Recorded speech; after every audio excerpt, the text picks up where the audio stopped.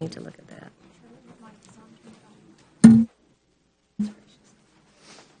How are you? Long time no talk. Okay.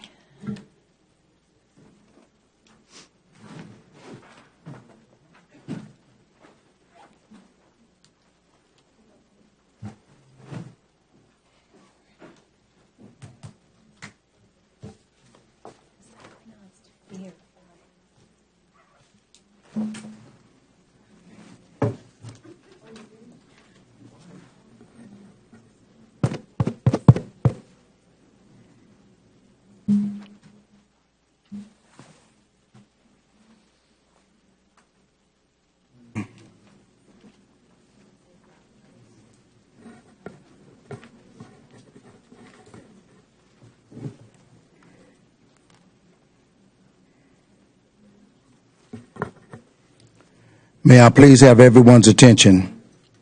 Before the meeting begins, we ask that everyone please silence your cell phones. The Fort Bend ISD Board of Trustee meeting is an open meeting for the public to observe the board conducting district business. Therefore, patrons may only address the board during the designated audience item section on the agenda. If you have printed material you want to give to board members, you must provide them to me or any officer present. We will provide them to the board. We also ask that members of the audience be respectful of others by remaining quiet so that everyone is able to hear the proceedings. Thank you. Thank you, sir. The time is 6:02 p.m. and this meeting is hereby called to order. We have the presence of a quorum attending both in person and on a video conference. Notice of this meeting has been posted online and at the Fort Bend ISD Administration Building for at least 72 hours. We will begin with the national anthem by Elkins High School Saxophone Quartet, Joseph Chen, William Fye, and John Grant.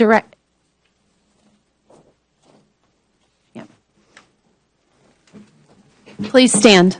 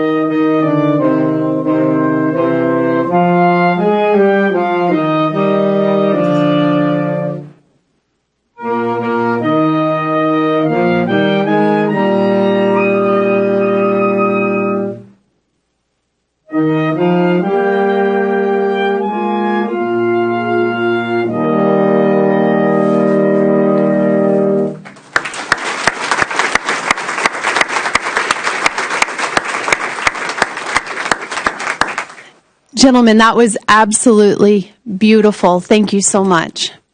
We'll now have a moment of silence.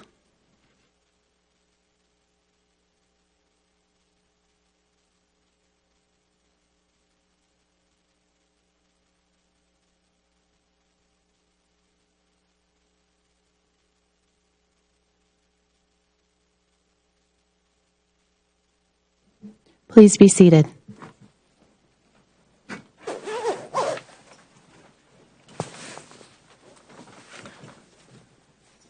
And we'll start with the fun part of every meeting, and that's the board recognitions. And Dr. Mensah will be announcing the recognitions this evening.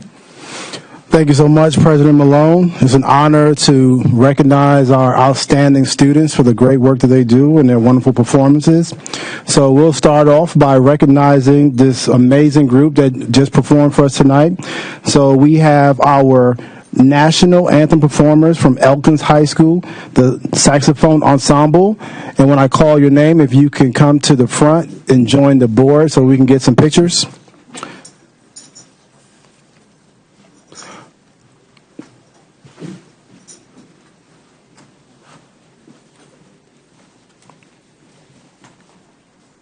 First, we have Shay Desai, Kevin Hu, Justin Way, and Vedant Iyengar.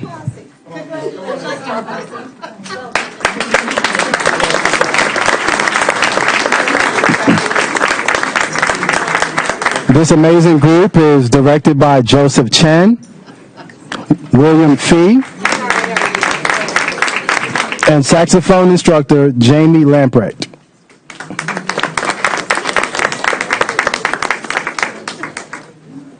I know we have the principal from Elkins here taking pictures. Please join the group so you can get inside the picture as well.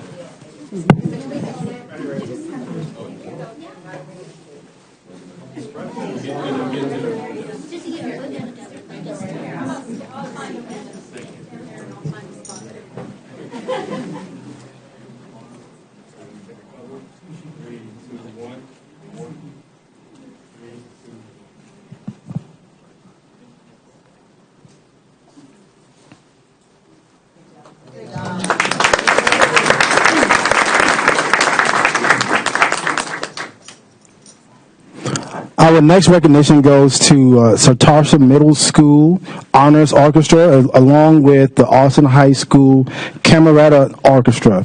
Both of these groups were selected to perform at the 2022 Midwest Clinic. The Midwest Clinic is the world's largest annual band and orchestra directors conference. Only a handful of groups are selected to perform out of hundreds of applications.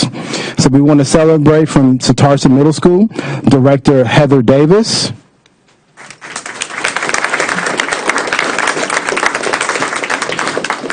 Assistant Director Fernando Medina,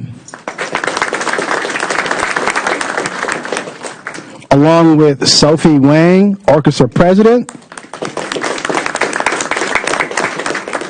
and Kevin Chen, Orchestra Vice President.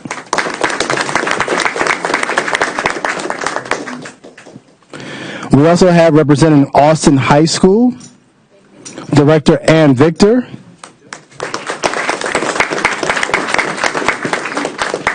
along with co-presidents Timothy G. and Terry Tan.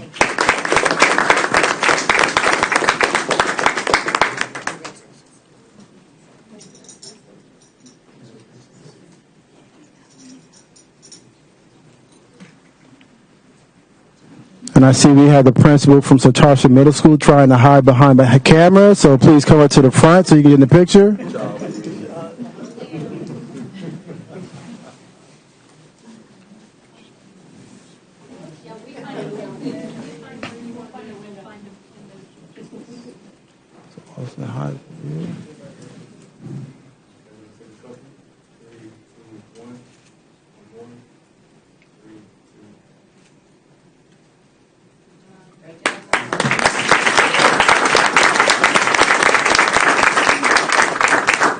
And that concludes tonight's recognitions.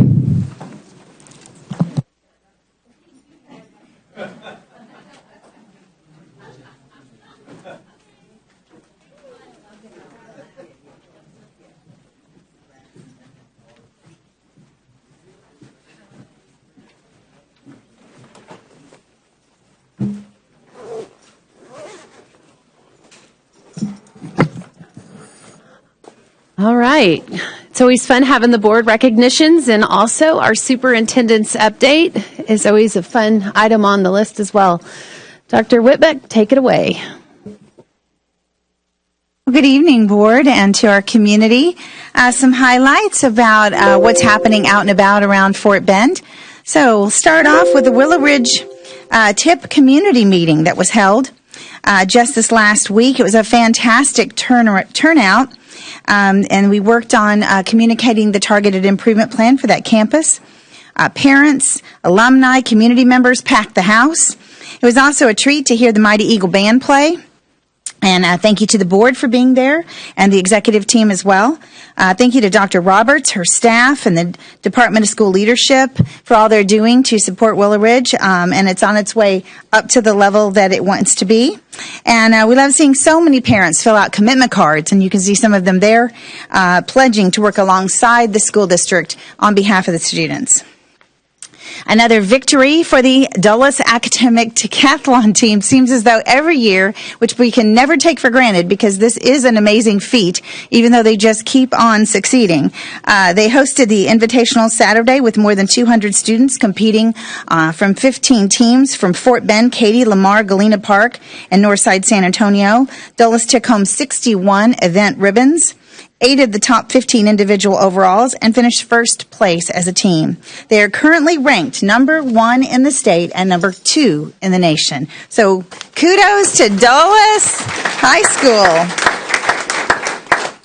Middle school UIL one-act play results. By district middle school champs, students and staff at Crockett Middle School. They won their production of called Lift Every Voice. Kudos to directors Kedrick Brown and Dr. Terrell Davenport.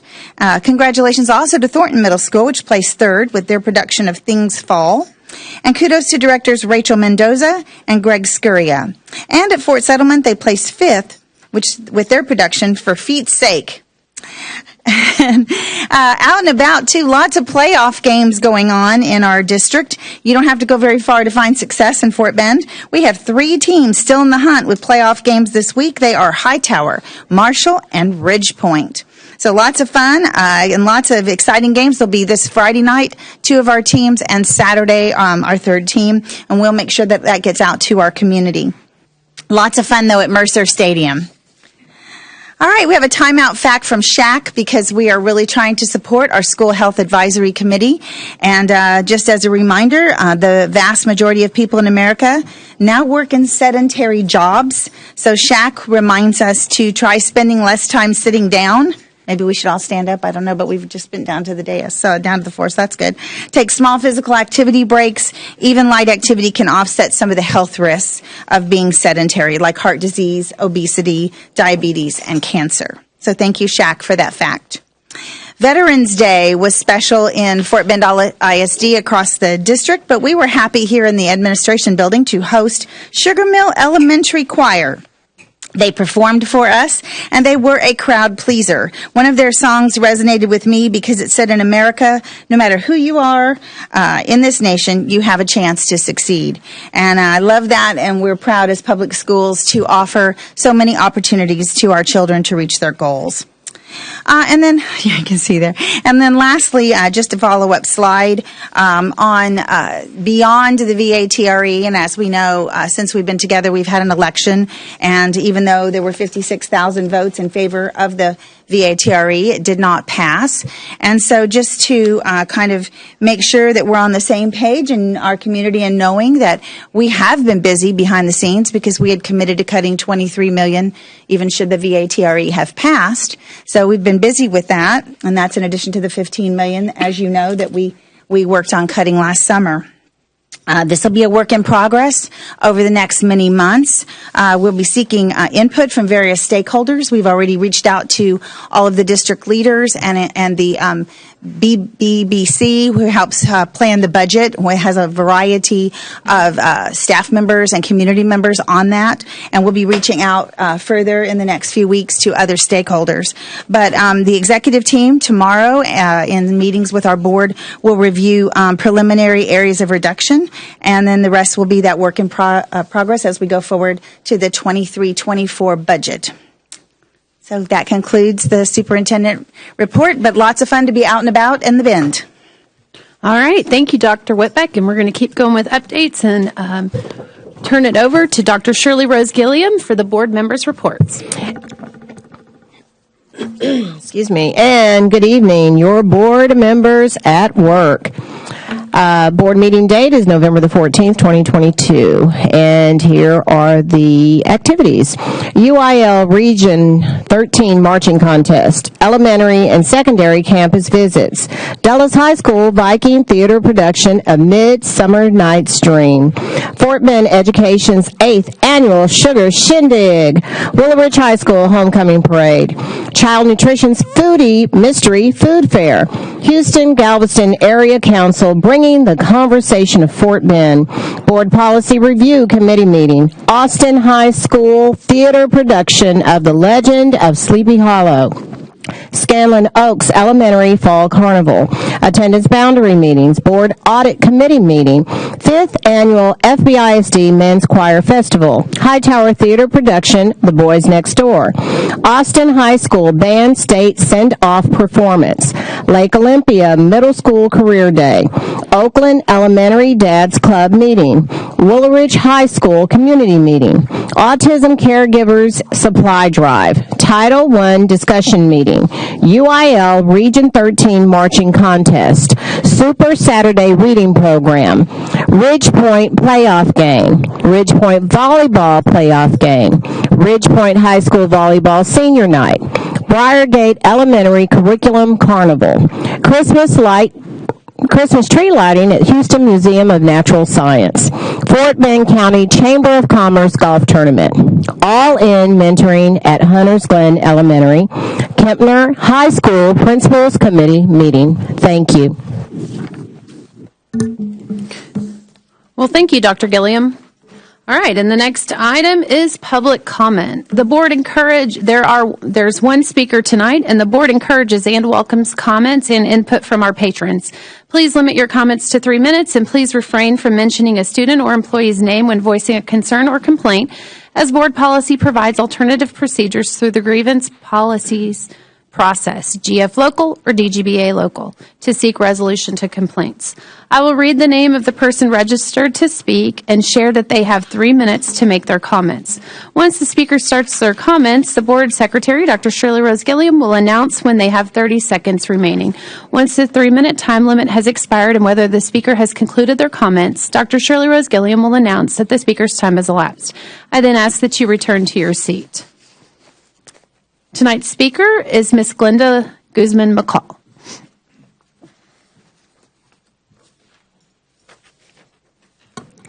Good evening, Dr. Whitbeck, trustees and executive admin. My name is Glenda Guzman McCall, and I'm the president of Fort Bend American Federation of Teachers. I'm here to ask what is next now that the VA TRE has failed. I see many approvals of spending on the agenda today, and it seems counterproductive to approve these expenditures when our teachers and our staff are suffering. I understand that staff won't get the raise they deserve, but this failure cannot be laid on the shoulders of our teachers. They are already stretched as thin as they can go, and any more and they will break. But don't take my word for it. Let me tell you what teachers and staff are thinking, what is next. Here's some conversation and text I had this weekend. Can they keep using "we're short" in the SPED department for students not getting their services? They're not getting pulled, nor are they getting small group testing. They're telling us to do it. And they wonder why they can't keep anybody at work. Scare tactics and bullying is a straight up no for me. Can they put students who don't speak Spanish in my bilingual classroom? He doesn't understand anything and is starting to act up. I know they're short-handed, but I don't see how this is the best placement for this child. I was told not to say anything. They're putting more SPED kids in my classroom, and I was told I would have to do the paperwork. I have no support. I don't see me staying much longer. I'm afraid for my safety, and students are threatening me every day, and admin has told me they will no longer answer me anymore because I keep crying wolf. I just need help, and admin is telling me it's my fault and sending disruptive kids back to my classroom. The students have said they're going to get me fired. I just need help. Is this what's next? Throwing more teachers on the teachers and telling them to fend for themselves? If that's what's next, no respect, then don't be surprised when we lose more teachers and students don't get the services that they're legally entitled to. This is fixable. Train principals and admin to do their jobs and take care of discipline and support teachers and paras. Provide real practical classroom PD that helps struggling teachers. Hold parents and students accountable for their behavior and quit throwing teachers under the bus. These are solutions from teachers who desperately want to stay but are at their breaking points. Many are planning not to return after the holidays. Take care of your most important asset, your staff. Respect them, or you can expect them to leave. Then what? Thank you.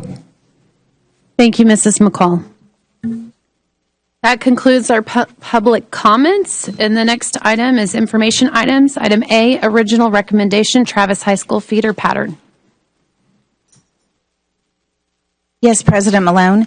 As we prepare for Deputy Superintendent Beth Martinez, who I do want to thank for her leadership in this area, as well as our collaborative communities team, they will walk you through the proposed boundary modifications for Travis High School Relief, as well as Bowie Middle School.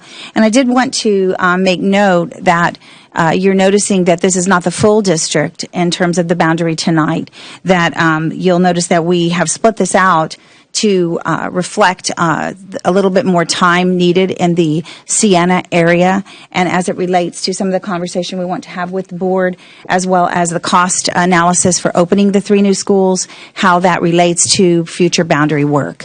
So tonight it is just our Travis and Bowie section. Thank you, Dr. Whitbeck. Before I begin, I do want to draw attention to team members who have helped put this presentation together and work very deeply with the work of the school boundary planning process. And that's Pyle Pandit Talati, our Executive Director of Collaborative Communities, sitting to my left, and Jody Ryder in the Collaborative Communities Department as well. We also have joining us this evening virtually Matt Sachs, who is our Cooperative Strategies Consultant, and he and I will be sharing in the presentation this evening. And last in the introductions, but certainly not least, and critically integral to the work of the school boundary planning process, we have several members of our School Boundary Oversight Committee with us here this evening, face-to-face, and many more who I believe are joining us by watching the live stream this evening. They will launch their work for the 3rd meeting tomorrow night, but really digging into the work tomorrow night. They've met twice so far in a meet and greet and then an orientation to the work. And tomorrow night, they begin to dig much more deeply into the Travis High School and Bowie Middle School overutilization that I'll share with you tonight. Could I take just a moment, please, to ask you, if you're on the School Boundary Oversight Committee, could you please stand and be recognized for the work you've done and the work that you will be doing for our communities?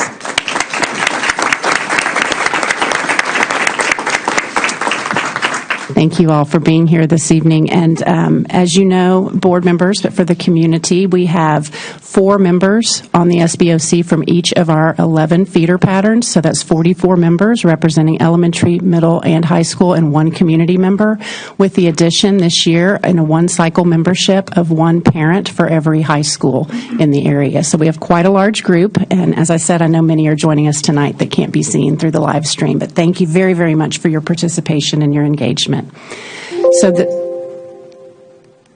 this evening, I want to share a little bit about our process and the commitment that the School Boundary Oversight Committee members do take as they applied to be considered as a member of this committee and serve in each of the conversations. They serve with a student-centered approach, really through that district-wide lens, in giving feedback and helping to make decisions for this district that take into account not only the needs of particular communities and the district at large, but also the history of what has occurred in the past and where we need to go in the future, with, again, that district-wide lens, very student-centered, and considering all of our students within that process.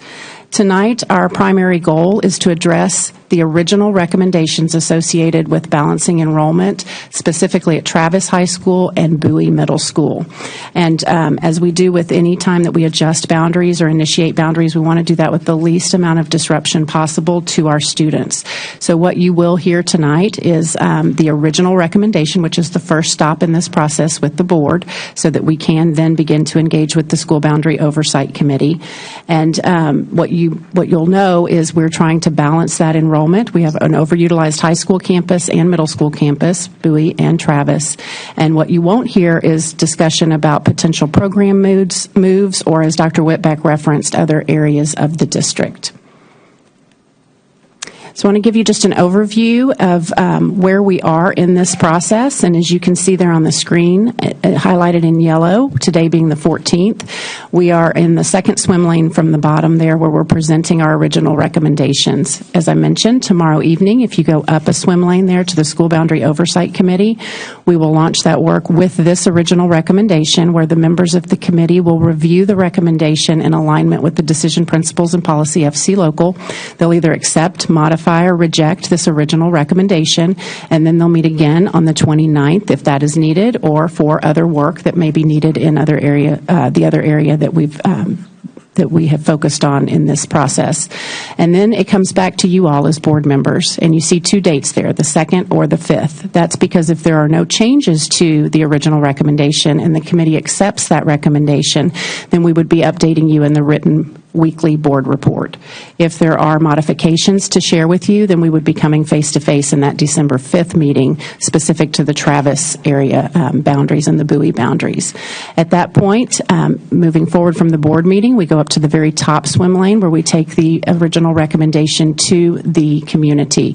And at that point, it's called the preliminary report. The boundaries go through 3 phases. Starts as an original recommendation, becomes a preliminary report as we take it to the public through the public hearing, which you see there will launch on December 8th for Travis and Bowie and end on January 1st. And throughout that process, it'll be accessible to the community with opportunity for feedback and engagement. Then that preliminary report is updated as necessary through extensive review of that public feedback and comes back to you all, or to the School Boundary Oversight Committee, in collaboration to determine if this now becomes a final recommendation with any modifications that may be included or not, at which time it then comes back to the board with that goal being in February. And as we've shared before in the boardroom through this specific process at this time, policy guides for January, but we're a bit longer in this timeline because of many things that we needed to address within this planning process. So the original recommendation that's coming to you today is not the start of the process. In fact, it's part of the process that launched back in last November, about a year ago, with our outside demographer giving us our projected enrollment for each campus at the grade level, and that's that demographic report there you see in that top arrow. We use that demographic report each year to confirm our enrollment, what PASA is projecting for the coming 10-year planning horizon, and we work through that to create an annual enrollment report that we share each February, with the exception of last year, which I believe was in March. We share that annual enrollment review with you right after PASA provides their report, and we give you input or we give you insight into the direction that we believe we need to go. Do we need to alter enrollment, adjust boundaries? Are we recommending any change in programming? Are we recommending that we consider consolidation or closing a campus, or that we see a need in the future for opening another campus or building additions or an additional campus? And that's all mentioned within that annual enrollment review, which then leads us into our next few months of planning, where we come back to you in June with an update to the facility master plan. And that's kind of that future or longer range planning that meets with our capital planning ultimately, and where we need to be building a bond package, or where we might need new facilities or additions to facilities. So that is a several month process, which culminates in coming back to you the following year in the board with any boundary recommendations that we may have. And so that is kind of the beginning and the end, because right now we're in that process with PASA. They'll be giving us the preliminary projections before the Thanksgiving break that we'll review with principals for input and questions. And then before we leave for winter break, we'll get the campus projections for each of our campuses down to the grade level. And so then you'll see some updated information as we come forward with the final recommendations to you as we update those projections for the next 10 years out. So with that, I'm going to turn it over to Matt Sachs, and he's going to walk you through our current situation, our recommendations, and some very specific detailed information about our projections and our current state, as well as what we project for the future. Matt? Okay, thank you, Beth. Good evening, board members. Thank you for allowing me to present this evening. As Beth said, I'm Matt Sachs with Cooperative Strategies, part of the consultant team working with Beth and her team on this specific boundary adjustment and looking at others as well. This first slide here is kind of the current situation based on actual enrollment and capacity numbers at both Travis High School and Bowie Middle School. And just want to point out before we start looking at some of the other data that this is based on actual enrollments in the buildings, taking into account things like students that attend an academy at that school, some of which may attend from outside of that school's attendance area, and any other transfers in or out. When we're looking at some of the projected enrollment, we're looking at the PASA data that Beth was referring to, and they look at how many students are projected to live within an attendance area, not accounting for those things like the academies and transfers. So theirs is based on how many students they estimate to be within attendance areas in the future. So first looking at Travis High School, it's currently operating at 112.5% utilization, and that is inclusive of the 120 students attending the Global Studies Academy and 160 students attending the International Business Academy. And then when we account for the 14 portables that are on site at Travis High School, it's operating at 90.3% utilization. And then looking at Bowie Middle School, it's currently operating at 102.5% utilization. And again, factoring in the 4 portables, it's operating at 91.1% utilization. Next slide, please. So here are our original recommendations for this area. First, looking at the Austin Travis High School attendance zones, the recommendation is to move the Brazos Bend Elementary attendance zone from Travis High School to Austin High School. So that would help relieve Travis High School and balance enrollment and utilization between the two buildings. And it would also likely reduce the number of portables that would be needed at Travis considerably. I think the estimate is from the current number of 14 down to 3. The second recommendation is to adjust the Patterson Elementary attendance community to only feed into Crockett Middle School. Currently, it is split between Crockett Middle School and Bowie Middle School. So the portion of Patterson Elementary that is currently at Bowie Middle School would then move to Crockett Middle School. So it would just be a middle school change for that area, and they would remain in Travis High School, not feed into Bush High School, because there's just not space at Bush to accept another couple hundred students there. So currently Crockett Middle School feeds 100% into Bush Middle School, but with leaving this piece in Travis, it would now be 85% feeding into Bush and 15% to Travis, but it would provide considerable relief to Bowie Middle School.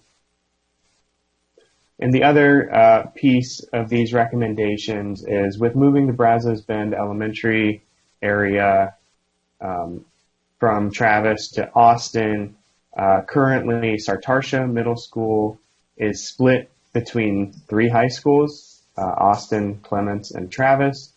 So by moving this area into Austin, Sartarsha would then only feed into 2 high schools, Austin and Clements.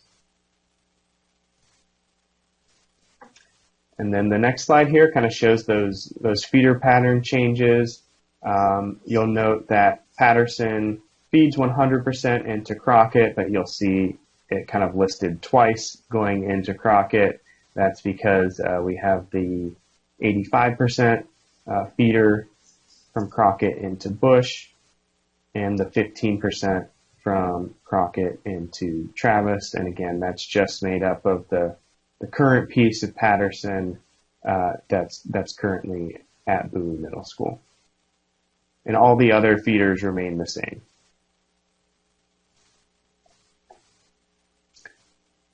Okay, so looking at the projected enrollment and utilization numbers, the top chart is going to be the current boundaries, what they would be now and in the future with no boundary changes.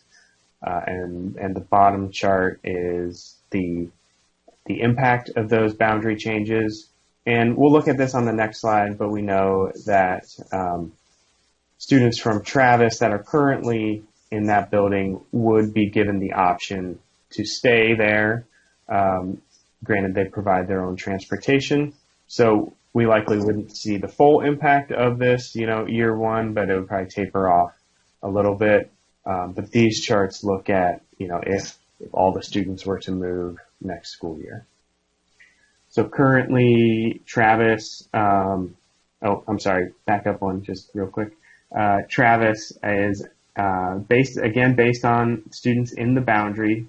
So it's going to look a little bit different than those enrollment utilization numbers we looked at. This year is at 109%, and Austin is at 91%. But you can see the projected growth at Travis High School by 27-28. It would be 120%, and then kind of hovers around 124%, with Austin being this current year at 91%, but projected to kind of decline slightly and then remain around that 90% number by 2030. So looking if all of the students were to move next year, the projection at Austin would then be around 110%, with Travis being at 92%.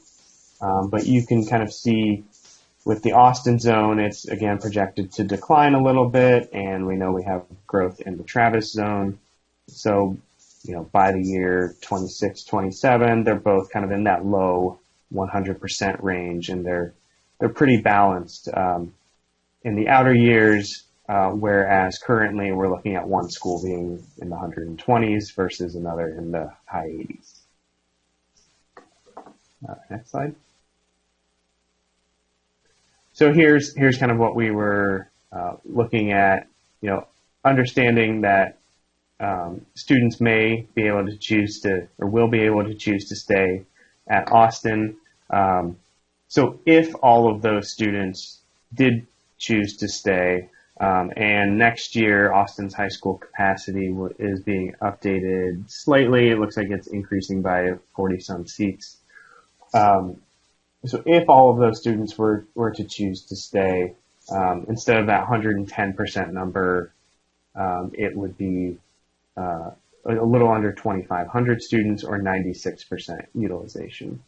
So again, we might kind of be more towards the middle of those projected utilization numbers between Travis and Austin, knowing students will have the opportunity to remain at their current building if they choose to do so.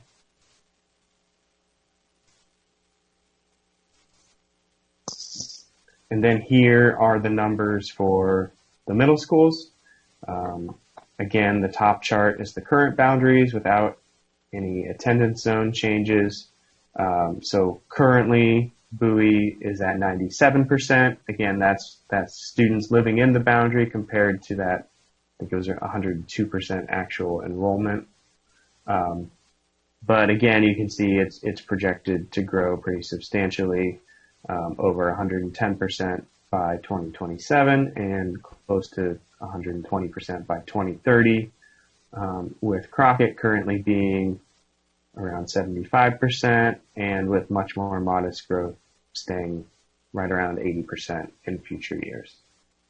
So that attendance boundary change of moving the Patterson area from Bowie to Crockett, then you can see projected for next year, both schools would kind of be in the high 80s.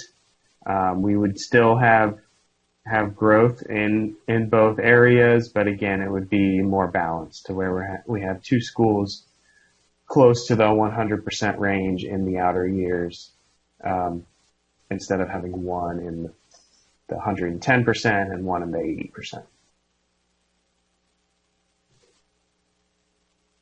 And here's just a map to visualize those changes.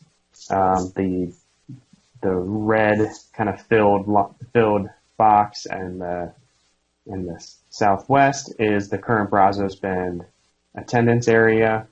You can see it's moving into Austin. And in the north, the kind of black outline with the orange fill, that's the portion of Patterson that is currently at Bowie and would move to Crockett, but again, that would stay at Travis.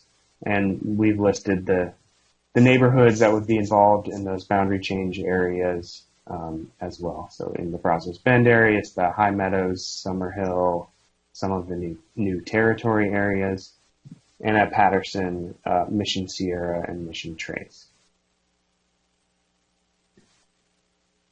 So that's kind of what we had for the original recommendation for the Travis, Austin, Bowie, Crockett areas.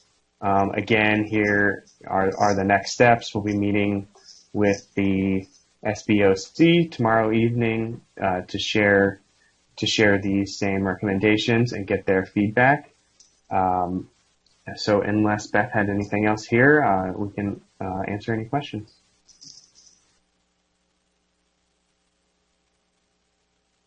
Thank you, sir, for your presentation. We'll open it up for questions from the board. Mrs. Williams, we'll start with you.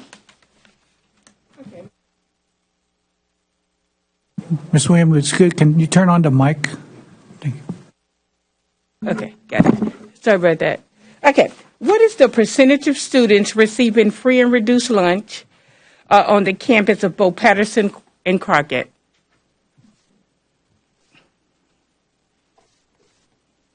I don't have that currently. I'm sure we can. We can get that in just a moment. We'll get that to you in just a moment. Yes. Have to look it up.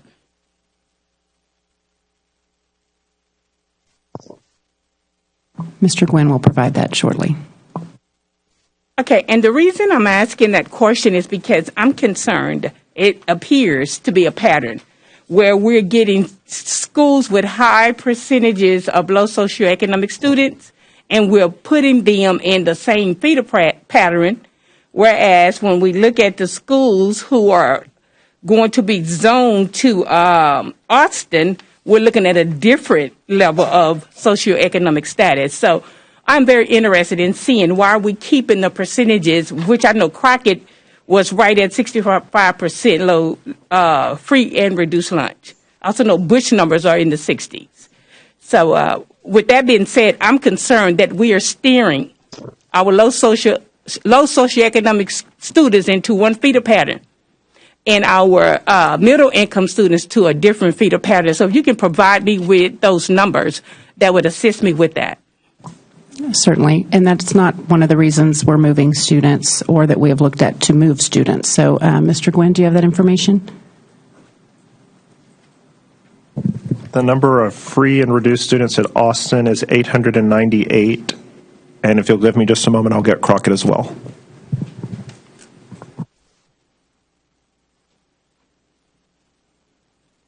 And I'm looking for percentages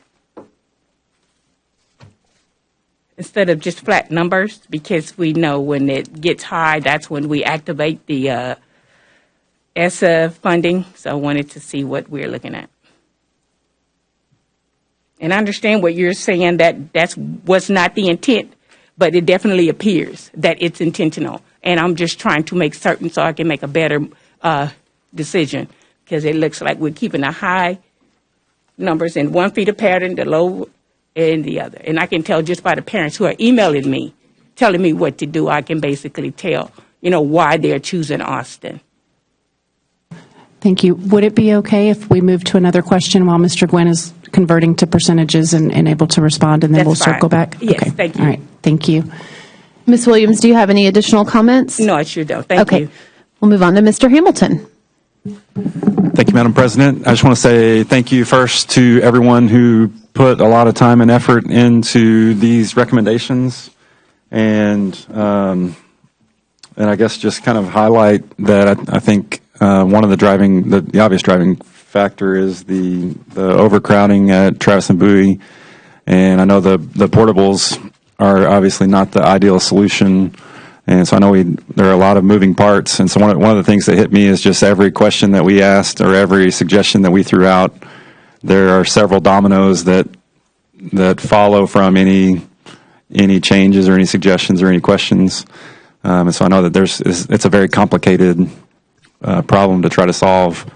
But so I think with just, every change is going to impact families. And so I know one of the things I've noticed is just the feedback we've gotten from New Territory families seems to be very positive about moving from Travis to Austin. So I think that's one of the easy yes solutions there.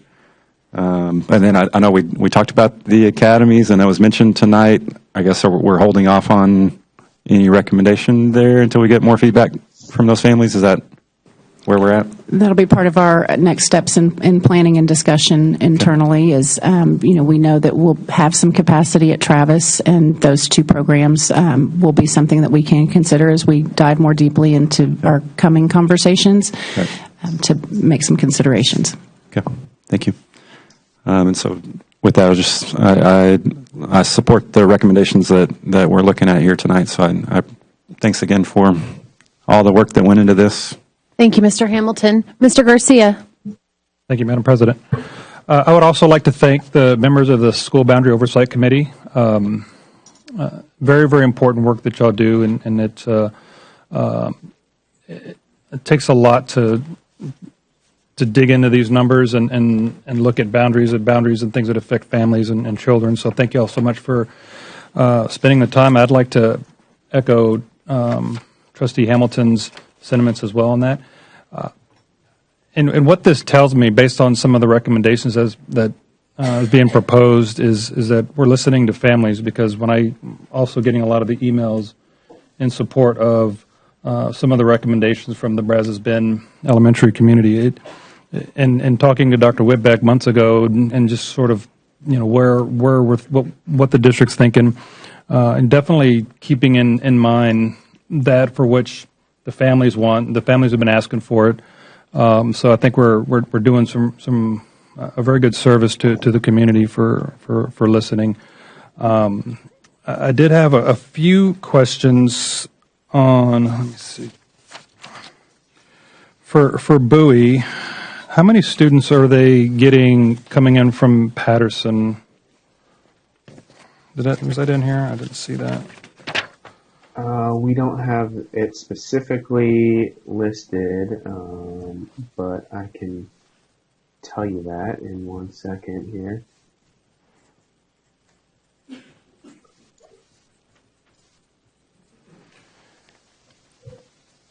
Bear with me.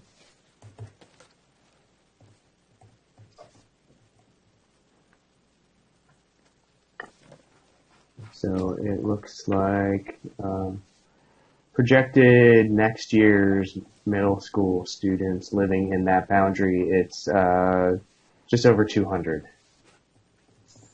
So 200 students from Patterson go into... Basically from Bowie to Crockett. The portion of Patterson that's in Bowie is 200 middle school students. Okay. So by moving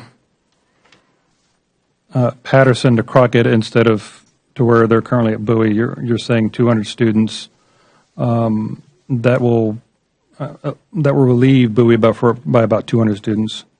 Okay. Because I was told that it wasn't that many students. I want to double check those figures. I was told that it was probably closer in the 60 to 70 range. So I'm showing based on the PASA data, we're moving 3 or 4 planning units, but it's really only 2 that are highly populated.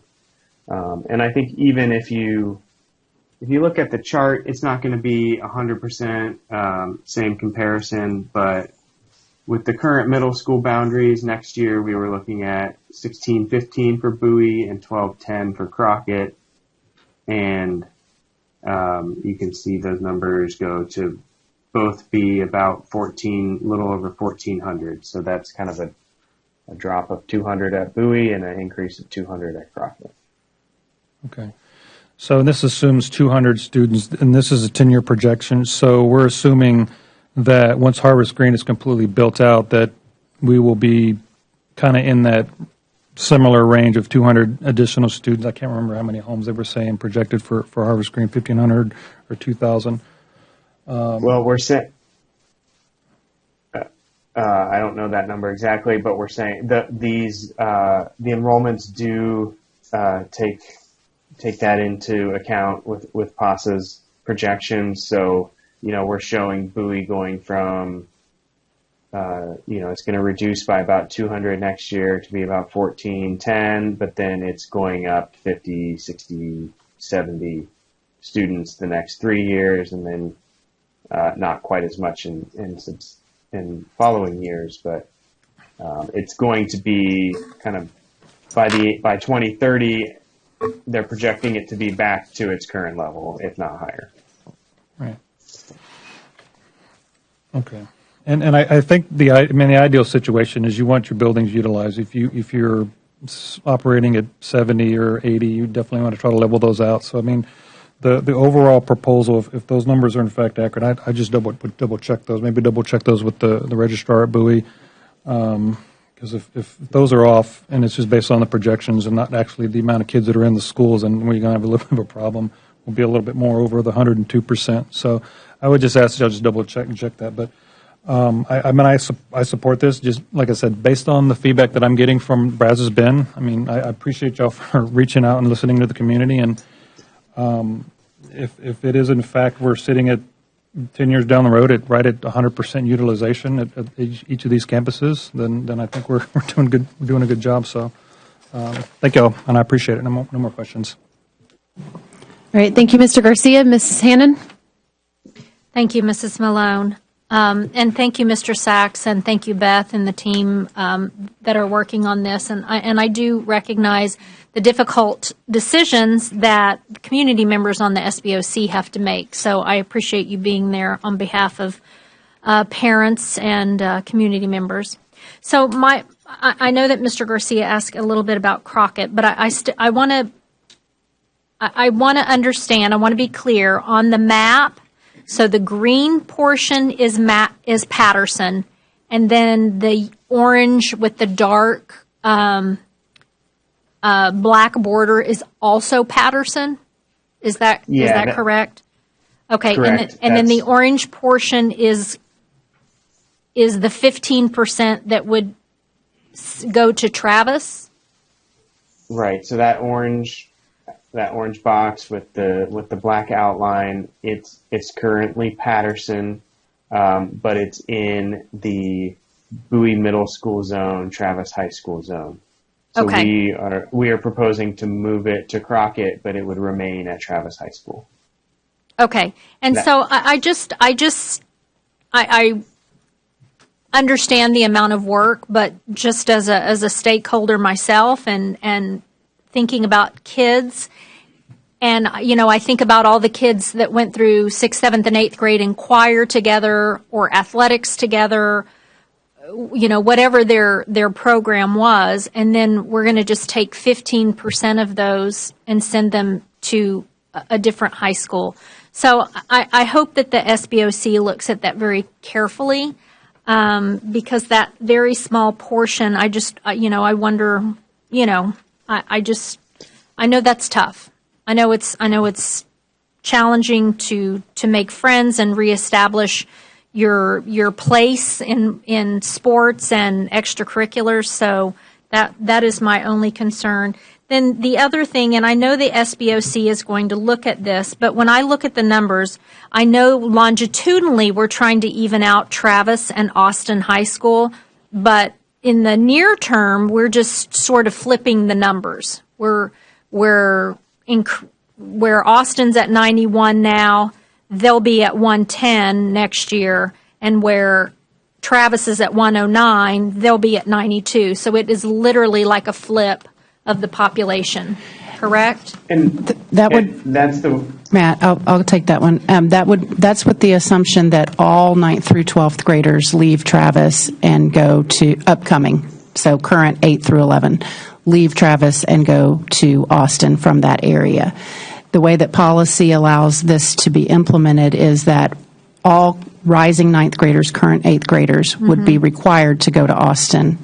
And those students who are rising 10th, 11th, and 12th could request to stay at Travis. And with that, if they made that decision, we would not be providing transportation. So some may go to Austin, but it's not likely that all 9th through 12th grade rising students would go to the new zone, given that choice. So this is reflective of if that happened. Correct. If everybody went where that is correct. The zone says they should be. That is they correct. They don't have to do that. Okay. Yes, ma'am. And then we inserted a slide or a portion of a slide that shows if only the 9th graders and all the rising 10th, 11th, and 12th stayed, it would be about 96%. Okay. So and it's the somewhere in SBOC between. looks at that, and then they look at what the percentage is. I know, and just to clarify, the SBOC does not make decisions about where academies go. That is correct. Okay. Yes. They look at the original recommendation and all subsequent recommendations as they align to the decision principles within policy FC local. And so they look at percentages, adding in those students at Travis that are coming from outside of Travis zone for an academy. So they calculate all of that as well. We will share that as part of the information that we share. Yes, the number of students that are in and out. So I think that would just be important that they see the actual percentage contingent on if this many kids stay and choose not to go to Austin, and the percentage if the academy remains there with the the kids coming from outside of the Travis zone, because that's very tricky. That's so tricky to look at these numbers. So my other question is, I know I don't mean to put the cart before the horse, but do we ask our parents to make a commitment? Because I'm assuming that at 110%, we're going to be moving portables now to Austin High School. So that has been part of our process and would continue to be. The Department of Student Affairs assists with that, and as part of that implementation, we reach out and they have to go through a process to remain at Travis so that we know the numbers that we're dealing with when it comes to master schedule, transportation, and all of the supports that would be provided to the campuses and students. And does the SBOC look at that, like how many portables will then be at a certain campus?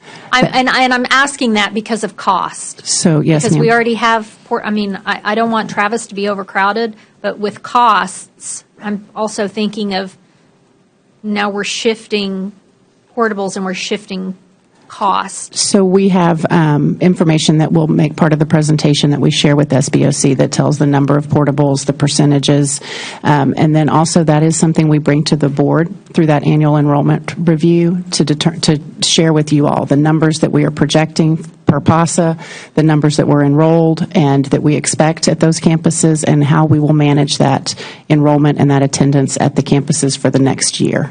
So we'll tell you who's losing portables, gaining portables as an outcome of the boundaries that are in place at that point. Okay. Thank you, Mrs. Martinez, and thank you, Mr. Sachs, for your information. Thank you, Ms. Hannon. Mrs. Day. First, thank you, Madam President. So thank you for the team for doing this work. And I also want to thank you, Ms. Hannon, for her question. Actually, I really echo her concerns. So if you can put the slide, if I can trouble you to put a slide number 9 on the screen.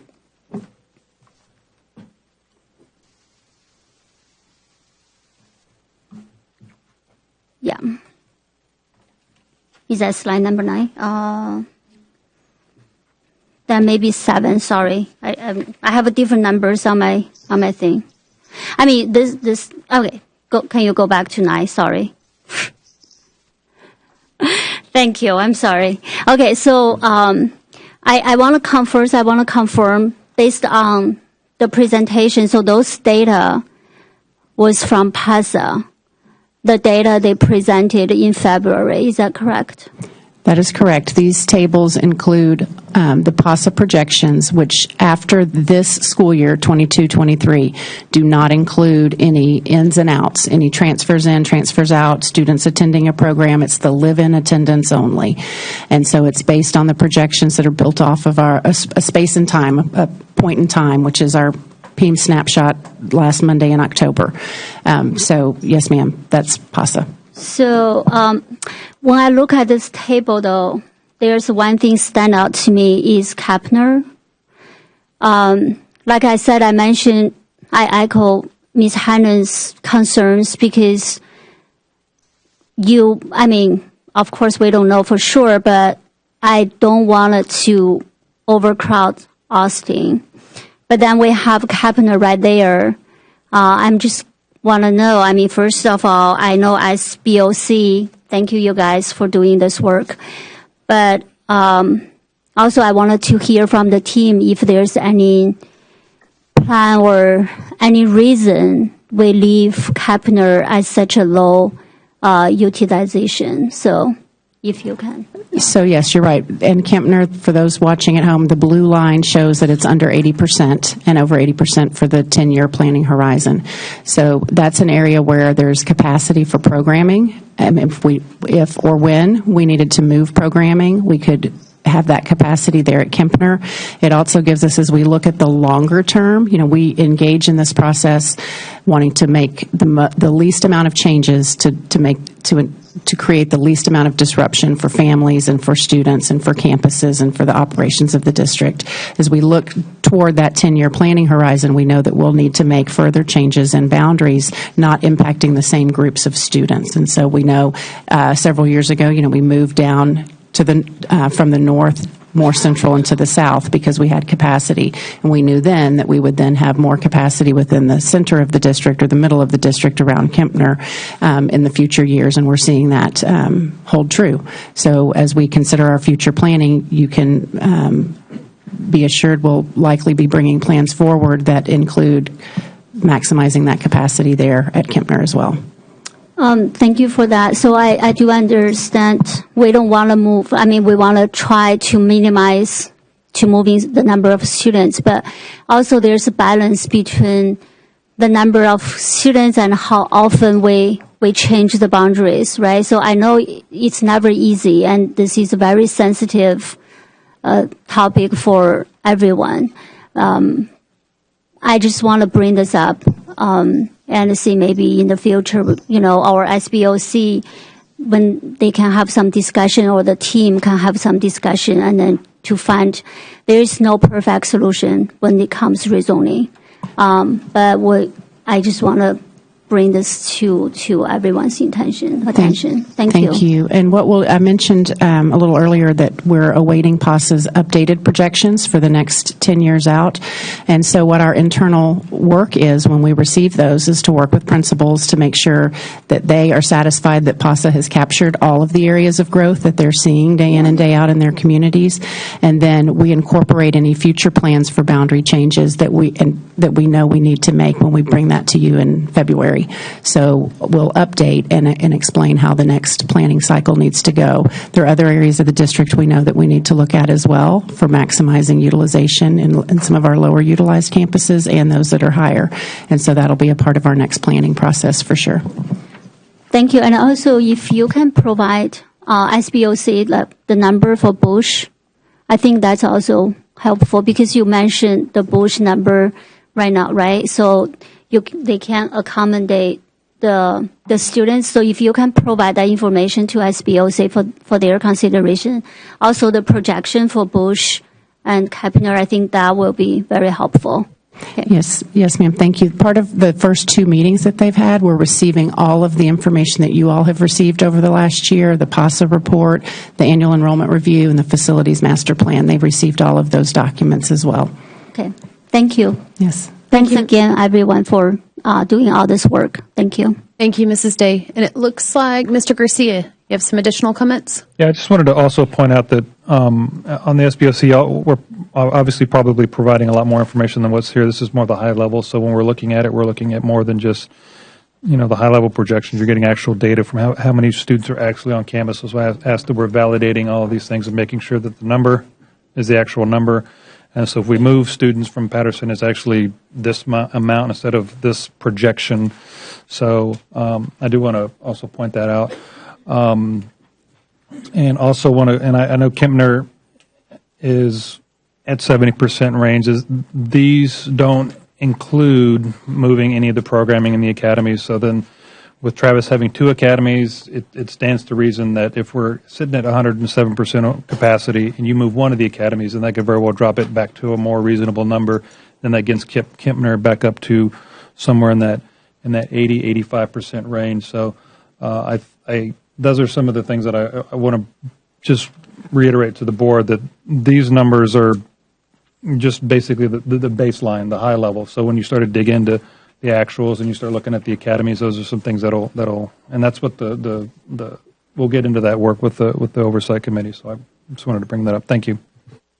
Thank you, Mr. Garcia. Dr. Gilliam?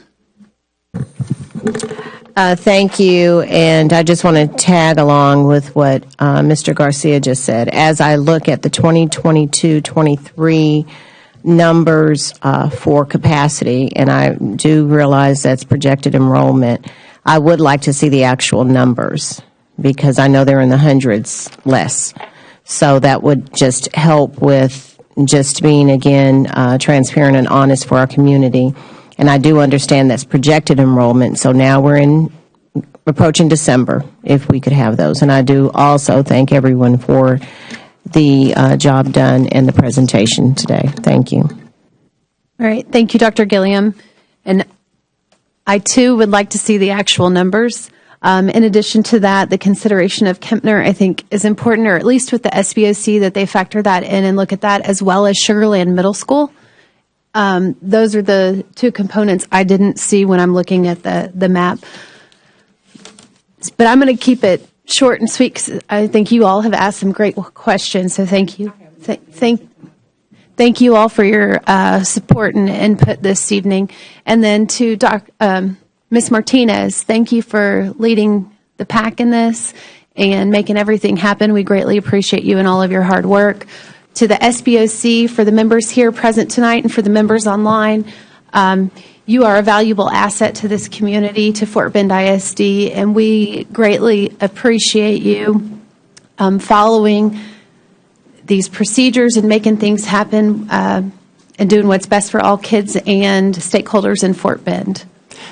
And regarding Mrs. Williams' question, were you able to get that information? Yes, Okay, and I great. did want to share one other thing as well.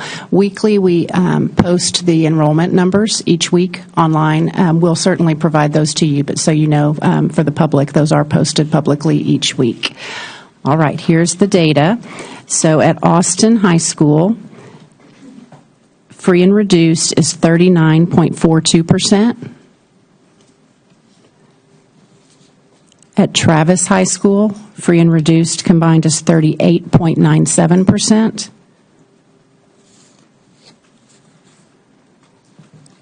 Did you want the middle schools too, Ms. Williams? Okay. Bowie Middle School is 41.06%. And Crockett Middle School is 70.06%.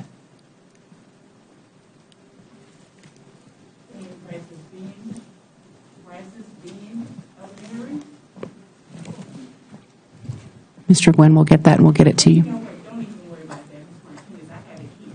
Okay. The reason that I'm concerned I think your mic needs to turn. Sorry. Okay.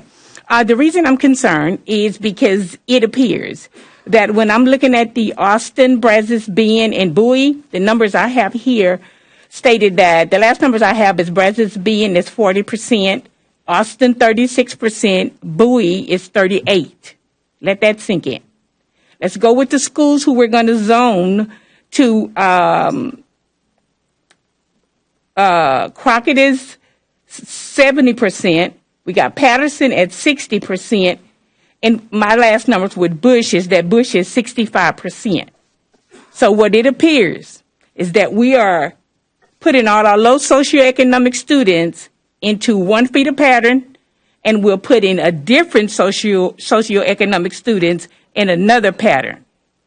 So I'm needing someone to give me an explanation as if this is a coincidence, because it appears strange to me. Madam President, I would like to point out if we could provide Ms. Williams with the decision principles for the boundaries, the Boundary Oversight Committee, those things, I think that would provide some clear guidance on how the boundaries are sort of laid out, and the SBOC goes through those. I think that would be very good to see. It kind of gives you an overview of how the process is. It's not necessarily we're doing it a certain way. It's all based off of the way that the principles are written. So that might help, I think. Thank you, Mr. Garcia, for interrupting my question. But as I was stating to you, is that I'm looking for the reasoning behind this. And when we are doing like mortgages, or we're doing like which area town is receiving most of the lending that is now known as redlining, it became apparent that we had a certain group, all within the same demographics and socioeconomic class, living in one area. Then we had another group of students who were living in the same area. And, they were going to another area of town. So what I'm saying is that it appears, may not be what it is, but when I look at these numbers, and I support what you're doing with Brazos being, don't get me wrong. But what I'm saying, maybe when we get ready to pass the next BATRIT, the next bond, if we can do better than this, and because what it appears to me, and a lot of other people who are probably listening to this who voted no for the simple reasons that I voted no, is because our students are not getting what they deserve. And when I'm looking at numbers in 67%, 60%, and 65%, and we don't have any intervention going on, we have Willow Ridge number 2, 3, and 4. I'm talking 2, 3, and 4, because the numbers are so high. And if we got the majority of our student body who are low socioeconomic status, you're going to have a difficult campus because they're going to need more services. Whereas we put other students in another feeder pattern, they're not going to need as many services. And yet, when you grade them, you're going to have A campus here, D campus there. And then we're surprised why they're a D, because you got all the poor kids at one feeder pattern and the other kids at another. So I just need you guys to look at that and see how it appears to the public. And maybe we can start to sit down and have some real conversations on how we could mend that, so it won't give this this image out to the public. It may not even be true, but I just want to see if we can work on not, doing that. Thank you, Ms. Williams. Ms. Williams, I'd like to point out one thing looking at the map, though, speaking of Brazos Bend, since you pointed them out. They're moving adjacent within close proximity, which I think is actually going to yield cost savings to Fort Bend ISD with regards to transportation cost. Moving them somewhere else would not do that. Now, regarding Patterson, I will tell you, for me, when I look at it, that's why I mentioned Kempner High School and Sugarland Middle School, because I'm wondering if there are other options to where those 15% could stay together for more of a longer term. But I would ask if you would please review the decision principles for the SBOC as well, and enlighten yourself on those and see if you're okay with those decision principles, and then if so, and if not, maybe come back to the board regarding those principles, and we can address that as such. Okay, let me clear that up. You're assuming that I never read them, and that's the sad part. If you would have asked me, Trustee Williams, have you ever read them? I would have articulated to you, yes. So if you have read them, Ms. Williams, maybe you can let them know in writing which decision principles you're concerned with. Okay, but you know what I'm saying is this. You assume that I never read them. It was the reason for me asking my questions. I have just as many concerns as you have, Madam President. So if I didn't ask you, did you read them or did you understand them?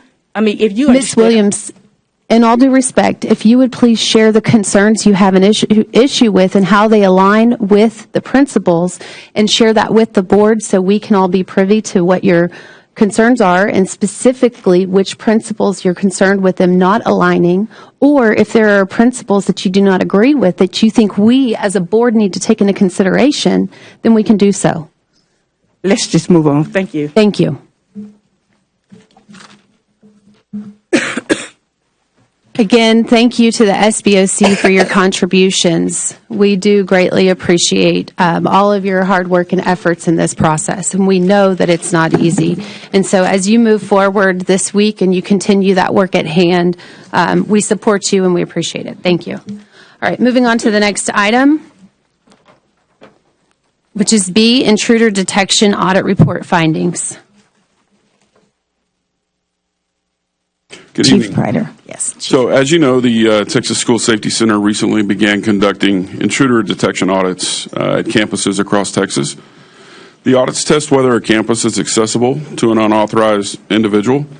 This audit helps us identify how we can improve safety for students, such as ensuring exterior doors are locked. Since the last Board of Trustees update on October 17th, 2022, the district has received 10 additional intruder detection audit reports for 10 of our campuses. 8 reports came back with no corrective actions whatsoever, which is fantastic. Corrective actions for the remaining 2 reports, including training and relating work orders, are in the process of being completed. So in compliance with the legal requirements, the 2 schools with findings were identified to the Safety and Security Committee during their November 2nd, 2022 meeting. At one of the schools, the assessor was not able to enter the building, which is great. Visitor management process was completed correctly. The weekly door check documentation was complete. But during the exterior door walk with the admin, one exterior door was found locked and closed, but it was not latched. Our emergency management coordinator, Mr. Bart Roseburg, responded to the campus and personally checked the door by opening and closing it 10 times, and it worked correctly all 10 times. At the other school, again, the assessor was not able to enter the building. Again, that's fantastic. The visitor management process was completed correctly. Again, weekly door check documentation was also complete. And during the exterior door walk with the admin, one mechanical room, double door, was closed and locked, but the center pin at the top was not engaged. So this room only houses mechanical equipment, and it does not enter the school. Therefore, there was no risk to students or staff, but it did result in a finding. So that's the conclusion of this report, and I'll be available for questions in closed session if needed. Thank you, Chief. We greatly appreciate that information. Board, any questions? Mr. Hamilton. Thank you, Madam President. And I just wanted to add that from the Safety and Security Committee meeting that we had, just as a parent, I just feel like Chief Ryder and Mr. Roseburg are doing an incredible job, and just kind of having a front row seat to what they're doing from a school safety perspective makes me feel great about sending my kids to school in the district. And I just want to encourage all of our parents who are here and listening that we have two of the best people in those 2 jobs, and it's just highly encouraging to me.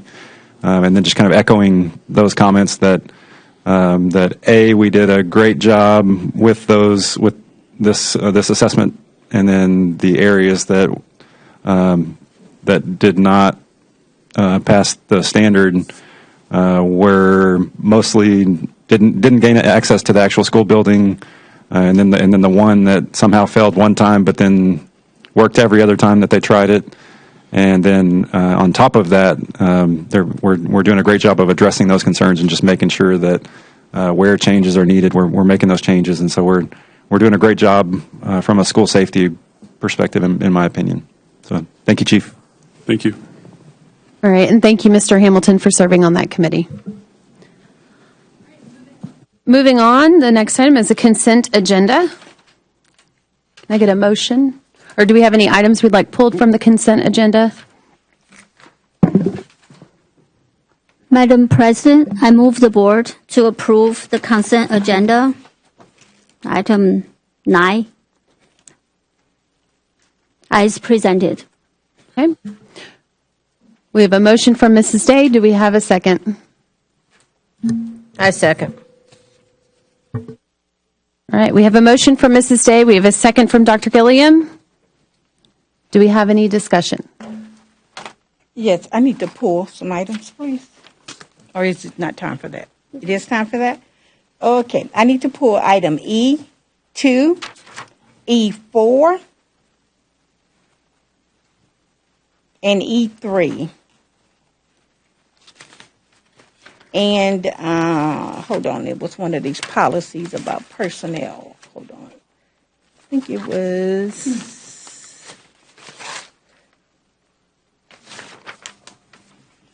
Which one was it for personnel? 2, 3, and 4. Which one was it for personnel? It was... You're talking about closed session? No, Is that a DEC? yeah, it's the DEC, but it talked about the qualifications for, it talks about the qualifications for a principal. Where are my Post-it notes? I think it was.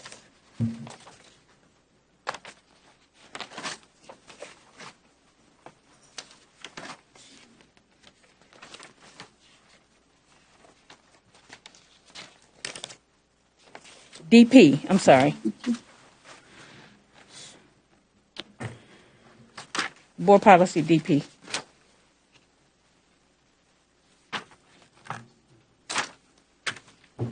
Madam President, I move the board to approve consent agenda.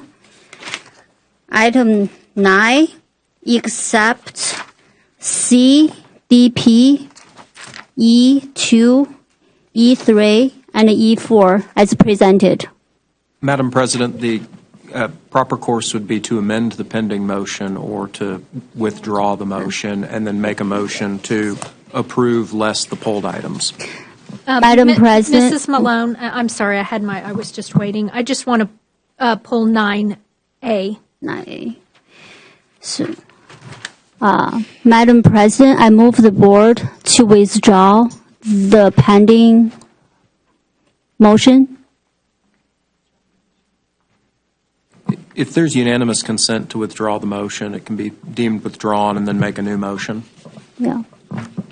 And Madam President, I move the board to approve the consent agenda item 9, except 9A, C, DP, E2, E3, E4 as presented. Okay, we have a motion by Mrs. Day. Do we have a second? Second. Madam President, just for clarification for the minutes, could we have a statement that the prior motion was with unanimous consent withdrawn? Yes. Okay, the prior motion was withdrawn with unanimous consent, and now we have a motion on the table by Mrs. Day, and we have a second by Mrs. Hannon. Do we have any discussion? Seeing none, please vote.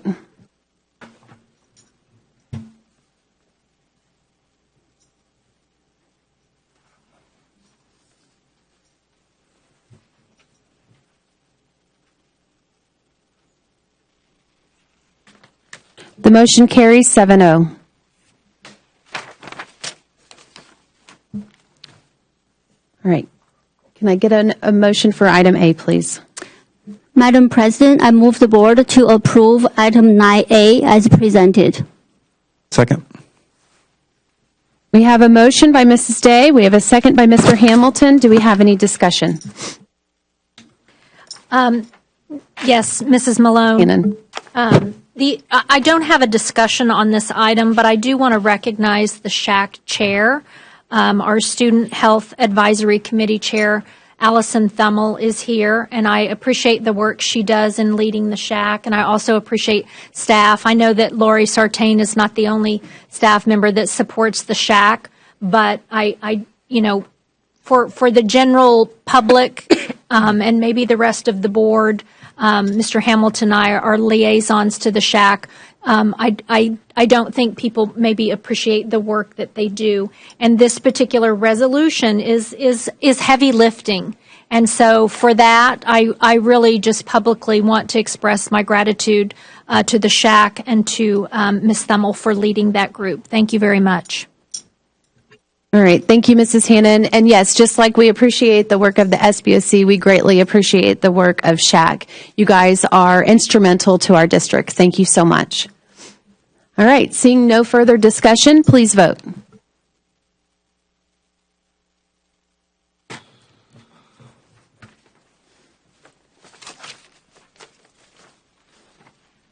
The motion carries 7-0. All right, moving on to item CDP. May I please get a motion? Madam President, I move the board to approve item 9C EP as presented. We have a motion by Mrs. Day and we have a second by Dr. Gilliam. Do we have any discussion? Yes. Okay, I'm concerned when we're making the change, it states in addition to the minimal certification requirement, the principal shall have at least, and it lists 9 or 10 things that you want the principal to have. Can you further explain to me, Dr. Whitback, which positions inside the district must have a certification? I can pull that for you, just a moment. This is determined by the Texas Education Agency. And Ms. Johnson, if you need to, Chapter 231, Public School Personnel, and they list the different ones in the area that you're speaking to, school counselor, librarian, administrator, assistant principal, requiring mid-management, principal, superintendent, in specific in terms of this policy? Is that what you're looking for? Exactly. So what I'm hearing you state is that if someone comes to Fort Bend ISD and they would like to work as a principal, they have to be certified, be it assistant principal and or a building principal. Yes, that is determined by the state, which positions do and which positions do not. And okay, got it. And I received the email from you, and we'll talk about that in closed session. So that's what I needed to know as it relates to this particular. Yes, and this is standard because it's determined by the Texas Education Agency. This would be true if you went to another nearby district as well. You would need a mid-management certification, or if you were a librarian, you would need that credential as well. So it's pretty universal. Okay, thank you. Okay.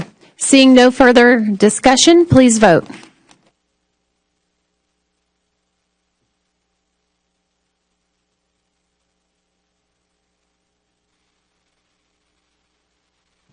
The motion carries 7-0. Moving on to item 9E2. May I please get a motion? Madam President, I move the board to approve item 9E2 as presented. Second. We have a motion by Mrs. Day. We have a second by Mrs. Hannon. Do we have any discussion? Yes, we do. Yes, Mrs. Williams. My concern is what the Ms. McCall spoke of earlier, and I'm concerned about us putting these items on the agenda totaling $18 million when we are stating we're in a budget crisis and we're continuing to spend money. Some of these contracts are going all the way out to 2027. So I'm just wondering, why are we spending this kind of money, yet we just told the folk last week that we're in a deficit? So can someone explain to me why we're doing this? Yes, ma'am. This is to support the maintenance of the 350 IT closets that we have. And in order to us to maintain it, so that way we can continue to support those devices that we have in those rooms that can generate heats up to 95 to 110 degrees. If those air conditioner don't work, then those equipment will fail. In which case, our internet and our network will be down for the length that we get those equipment back up and running. And this amount to about $661 per closet that we are asking to perform maintenance on. And the other part is to maintain our data center, which contain about 220 kilowatts of power that we maintain in order to provide all the services to the school district. Sounds good. Thank you. And if I may add as well, so as a reminder, the approval of a contract, you're setting the threshold that we can spend with each of these vendors, not the budget. The budget occurs along, in this particular case, as Mr. Pham indicated, his department has accounted for these expenditures in his budget and will on an annual basis. But at any point, we determine that we can no longer sustain these expenditures, we have clauses written in all contracts that we can discontinue those services at the end of the school year. And so, again, what you're approving tonight is a threshold that we can spend with these vendors, not the actual amount that we necessarily will expend with the vendors. This is the threshold, though, that we can expend before we have to come back to the board for an additional authorization for expenditures. Thank you, Mr. Gwynn, and thank you, Mr. Pham. I have one question regarding that. So this up to $1.3 million in maintenance, it's supporting how much of an original investment for those 3,350 closets plus the data center, et cetera, roughly? So the original contract was designed only to support the data center itself. That's hence the reason why we do not have a mechanism to support the brand new 350 rebuilt due to bond 2018 that we put in. I guess, sir, what I'm asking is, in those closets, what kind of investment are we protecting by having a maintenance contract on hand? Yes, ma'am. So if I can ask Jojo Jacob, because he works and basically his team put it in the entire network. He has a better grasp of it than no. Mike. So the IT closet investment is about a $17 million 2018 bond initiative. Okay, thank you, sir. So we're spending up to potentially $1.3 million over the course of this contract to protect over $17 million. Correct. And Thank you. Beyond that, the data center piece as well, which is an additional roughly $2.5 million. 3.5? 2.5. 2.5, okay. 20 million. So almost $20 million we're protecting by having a maintenance contract. Okay, thank you. And then of that amount, it's about $150,000 is reserved so that we can fix anything that's broken. Okay. Got it. I appreciate that. Thank you. It's good information. All right. Seeing no further discussion, please vote.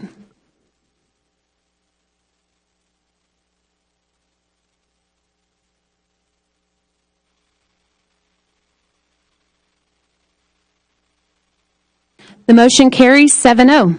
All right. We're moving on to 9E3. May I please get a motion? Madam President, I move the board to approve 9E3 as presented.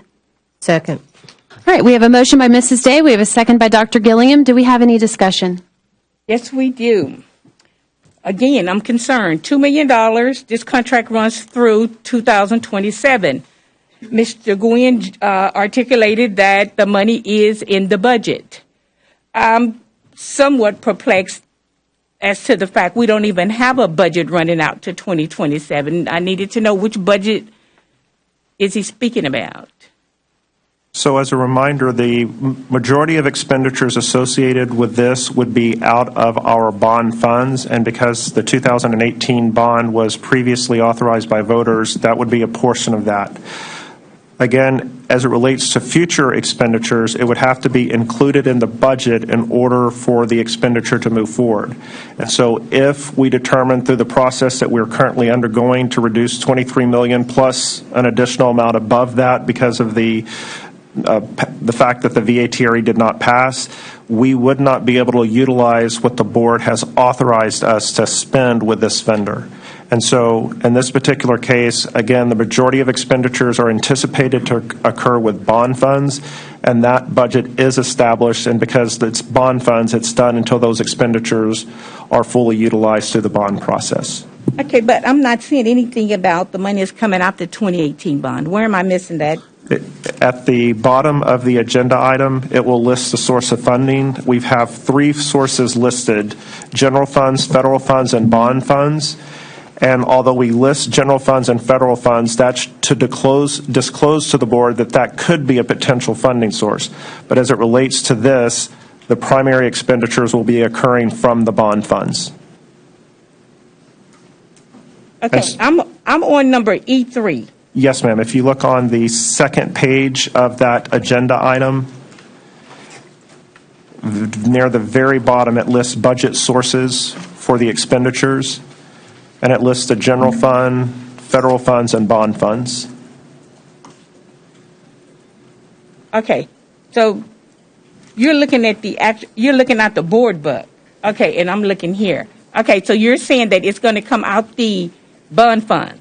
That's the primary source of this funding, yes, ma'am. However, in the event that anything was determined or identified that needed to potentially use one of these vendors from either federal or general funds, this is indicating that we could use these vendors for that, but we would have to identify the funding source first through the budget. But at this point, the primary expenditures are from the bond funds. And then how would the board know which funding source you used? We would do that through the budget process that we do annually, that we've identified a project that is using general funds. It exceeds $50,000, and so we would bring it to you through the budget process to show you that we're utilizing this vendor that you have previously authorized to spend funding from. Okay, thank you. Okay, thank you, Ms. Williams. Mrs. Day? Thank you, Madam President. Actually, thank you, Mr. Gwen. Actually, I think you and me, we had a similar discussion before last board meeting. Also, I want to thank you, Ms. Williams, for asking this question, because I did have similar concerns. I think it's very good education for the board and the general public how this works. So I really appreciate it. And also, from my understanding, you also gave me the percentage last time. The bond was, 80%, something 80 to 85% is coming from the bond. Yes, ma'am, that's correct. I can't recall the exact percentage, but yes, ma'am, it is in excess of 80% that has previously come from bond from this type of vendor. Yes, thank you. Thank you, Ms. Day. And yes, we did talk about that at the agenda review. And in addition to that, I do want to point out one thing. Ms. Patton, you spoke last time, and you shared that you, through this project management and information technology services, that we were going to be able to create efficiency and cost savings over the long term. Is that correct?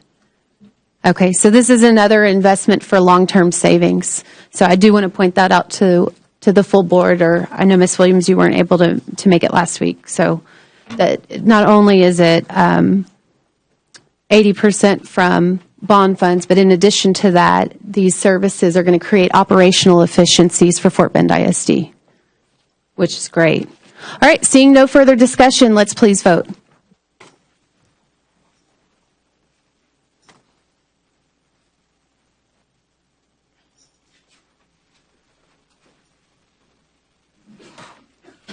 The motion carries 7-0.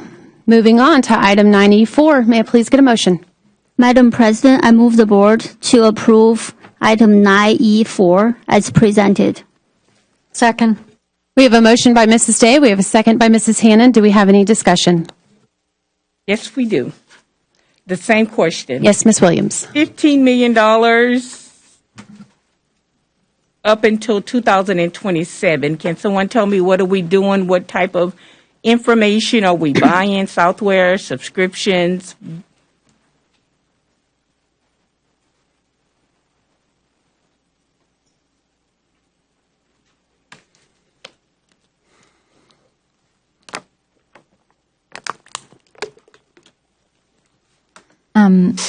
On this RFP, it's instructional resources that require some sort of software subscription. So an example of that would be we have a video editing software that a lot of our students use called WeVideo, right?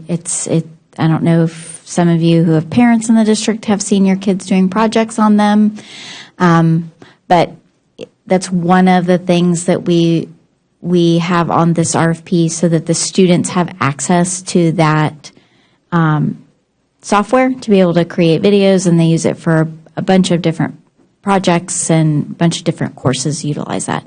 So the vendors that are listed in here are specific to instructional software, so that they can have access to either a program or a platform or some kind of learning experience that requires an online subscription.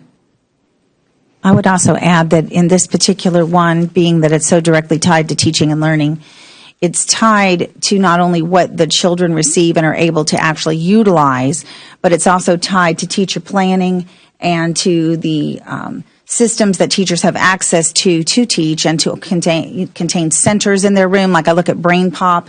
That's one I often see in the primary and the younger grades in our campuses. So to not have these would probably create a lot of stress to our teachers, and I know that came up earlier, but this is an area that's critical to them being able to teach and to what the children need to have access to. And my concern is, I don't know what type of subscriptions you guys are getting, but $3 million per year, to me, that's very excessive for a video. Secondly, the instructional software.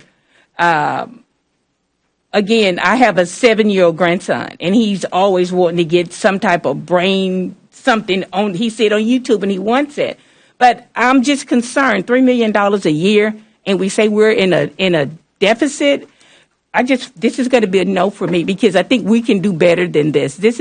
To me, this is excessive, and I don't even know if it's going to be really necessary. We need to start being more intentional when we talk about we're in a deficit. $15 million for subscriptions is somewhat obscene to me.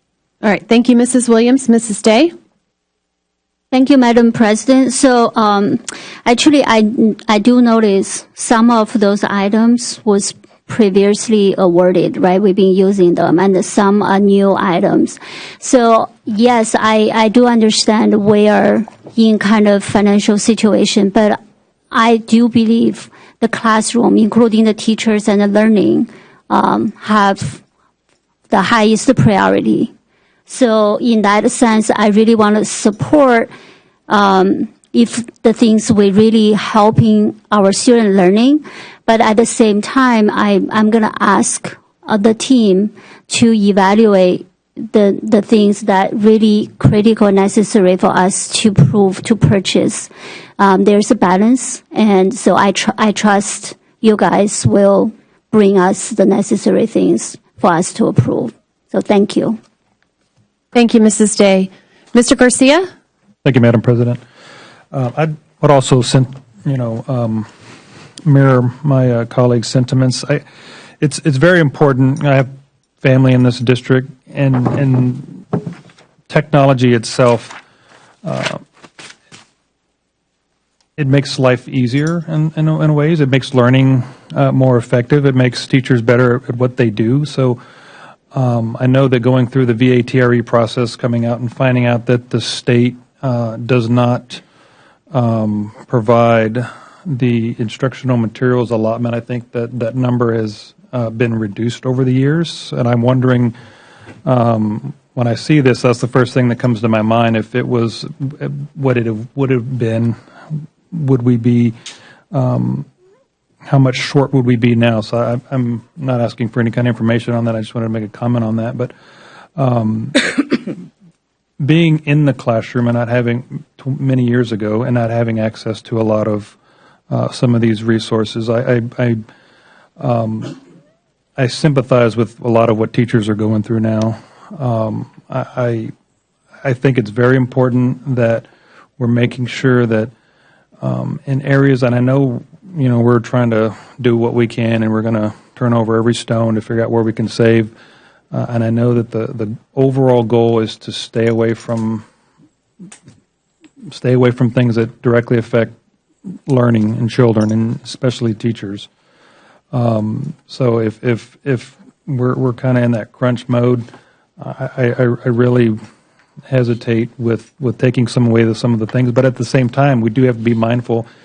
And that goes back to the whole strategic abandonment program. If we have some of these pieces of software, it's easy to track. I imagine we could figure out, that's not being used very much. We don't, and I know that's, I'm saying that, I'm making that assumption. So I just wanted to make sure, for the public's sake, that while we are continuing to move forward and we are continuing to provide the resources that our community needs, our families need, our students and our teachers need, I want the community to know that we've had many discussions about if it's not being used, we're not using it, we don't need it, and we'll continue using these things. So with that yield my time. Thank you.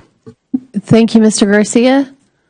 I need to add something else to her. All right, Mrs. Williams. And I always appreciate you when you come up. You're so honest and you give me all the information. So I'm not anti getting the technology there. I want you to get it because I know how important it is. When the little kids look at it, it gets them more interested in learning. I just want to make certain that we're being good stewards. That is just something that we need for our students. And the $15 million and being on the audit committee. And in my mind, I'm trying to keep track of all that's going on. So the $15 million just seemed a bit much for me. But I do know you're going to make the right decision. Thank you for that. And I will tell you that we have been looking at usage reports, as Mr. Garcia had mentioned, and already moving into this school year said, you know what, the usage data is telling us that maybe we don't need to spend that at the district level. And so we did not renew some things because we wanted to look at the usage data and we were trying to be fiscally responsible. And so we are doing those processes to make sure that we are spending our money in the right way without taking away something from the teachers or the students that they use frequently. Got it. Okay. All right. Thank you, Ms. Williams. And Ms. Hubbard, thank you for making data-driven decisions and keeping our classrooms and teachers a top priority. We, as a board, believe that's our priority as well, is the classroom. So thank you for that. And, you know, it costs money to educate these kids. And these cuts and finding that is not easy. So to all of those folks who are on this strategic abandonment, and Dr. Whitbeck, you being at the helm and making the cuts where we can, we know it's not easy and we support you. But the classroom is not where we really want to, not where we want to cut. So, all right. Seeing no further discussion. Oh, Mrs. Hannon. Yes, please. Thank you. I appreciate the questions and the conversation, and I just want to thank Ms. Hubbard because I know that I reached out because several teachers had reached out to me about a specific reading software called MyOn. And so I know that they are looking at usage because that subscription, I think, was changed and where some campuses may have it, but it's not a district-wide subscription.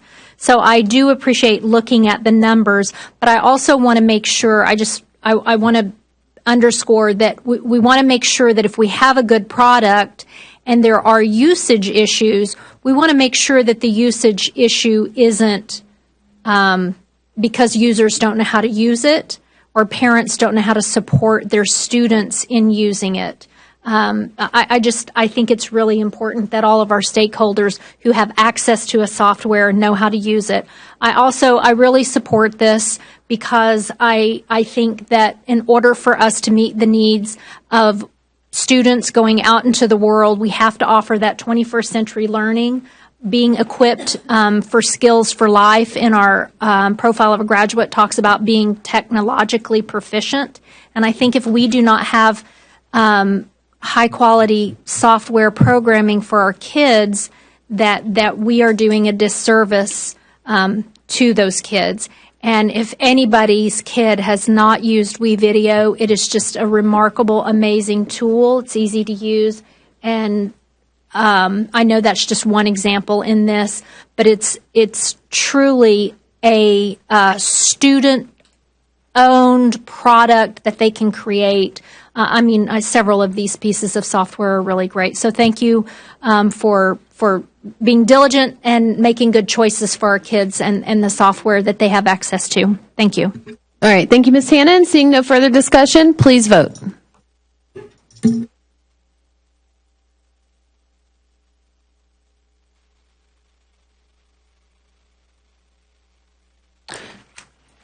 The motion carries 6-1.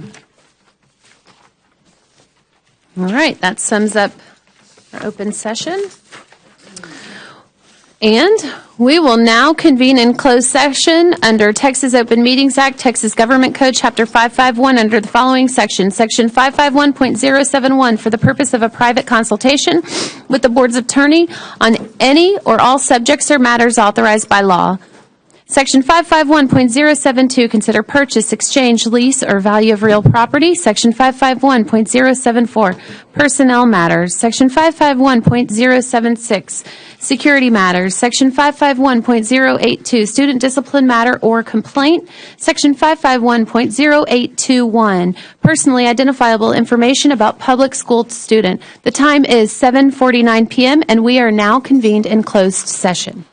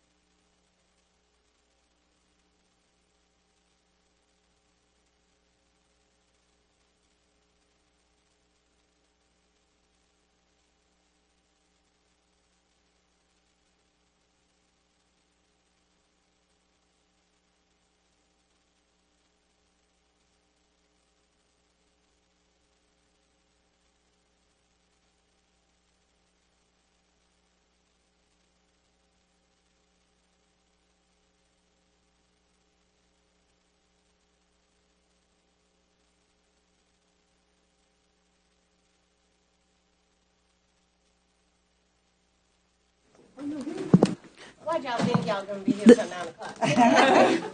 The time. Went over there, y'all got comfortable.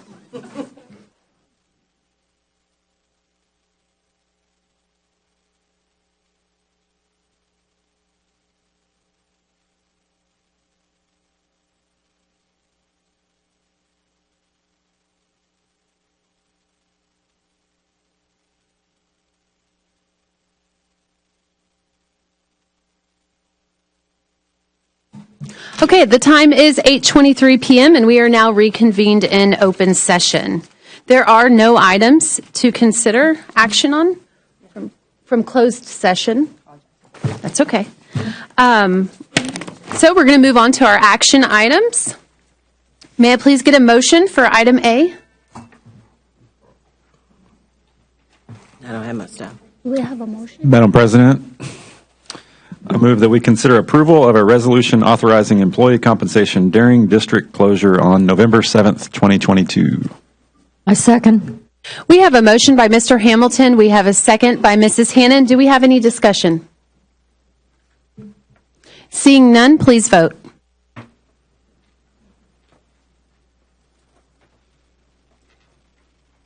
The motion carries 7-0. And regarding item B, I'm pulling that item until December. So we'll move on. There's no further action to consider. Madam President, I move that we adjourn. All right. The time is 8:24 p.m. and we are now adjourned.